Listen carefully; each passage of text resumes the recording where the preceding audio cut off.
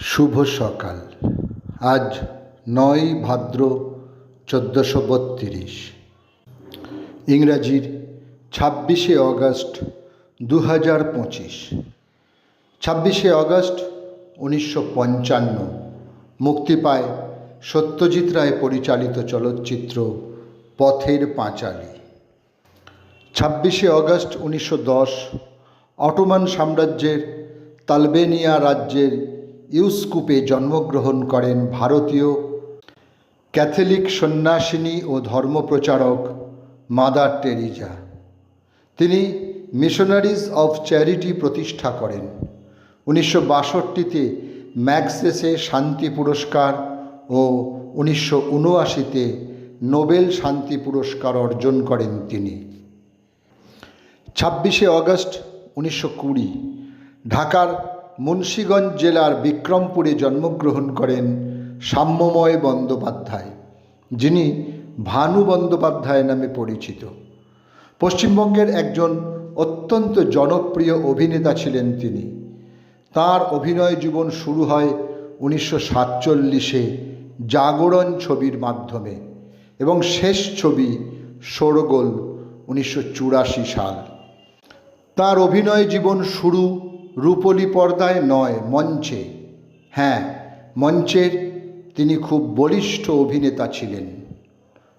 ২৬শে অগস্ট ১৯৩৪ উত্তরপ্রদেশের লখনৌতে শেষ নিঃশ্বাস ত্যাগ করেন বিশিষ্ট বাঙালি গীতিকার, সুরকার ও সুগায়ক অতুল প্রসাদ সেন। মোদের গরব মোদের আশা আমরি বাংলা ভাষা, তোমার কোলে তোমার বলে কতই শান্তি ভালোবাসা। চারুচন্দ্র ভট্টাচার্য ছিলেন বিশিষ্ট অধ্যাপক ও বাংলা ভাষার বিজ্ঞান বিষয়ক প্রবন্ধ রচয়িতা। ২৬শে অগস্ট ১৯৬১ ৭৮ বছর বয়সে তিনি ইহলোক ত্যাগ করেন। MA পাশ করার পরই তিনি প্রেসিডেন্সি কলেজে অধ্যাপনা শুরু করেন এবং দীর্ঘ ৩৫ বছর সেখানেই তিনি অধ্যাপনা করেন। একজন ভারতীয় বাঙালি ঐতিহাসিক ছিলেন সুশোভন সরকার। ২৬শে অগস্ট ১৯৮২ বছর বয়সে কলকাতায় তিনি শেষ নিঃশ্বাস ত্যাগ করেন। বিজন রায় ছদ্মনামে তিনি পরিচয় পত্রিকায় লেখেন রুশ বিপ্লবের পটভূমিকা। এছাড়াও অমিত রায় তাঁর আরেকটি ছদ্মনাম। ১৯৮১-তে তিনি রবীন্দ্র পুরস্কার লাভ করেছিলেন।